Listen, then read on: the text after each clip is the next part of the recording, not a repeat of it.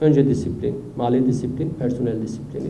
Hamdolsun büyük oranda bu mali disiplin ve personel disiplini sağlamış olduk. Hamdolsun iyi seviyedeyiz. Mali disiplini de, bunu bütün samimiyetimle söylüyorum, çok iyi seviyedeyiz. Borçlarımızı ödedik. Hangi mahallede kıymetli arkadaşlarım, tekrar ediyorum, nerede talep gelirse sakın bekletmeden o talebi ev sahibi gibi davranarak bize ulaştırın. Onları bir sıralamaya koyuyoruz. Muhakkak bu kardeşimize ulaşacağız.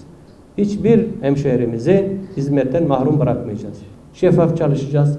Kamu zararını en aza indirmek için gayret göstereceğiz. Bunda zerre şüpheniz olmasın. Yönetimdeki bütün arkadaşlara hep söyledim budur. Kendi malınız gibi göreceksiniz. Kendi malınız gibi. Saray Mahallesi'ndeki alanı boşaltma çalışmasıydı. Hamdolsun sorunsuz, sıkıntısız bir şekilde bölge boşaltılmasına başlandı. Belediyemizin de katkısı oldu. Araçlarımızı gönderdik tahliyesine. Hem personel hem araç konusunda gerekli katkıyı sunduk.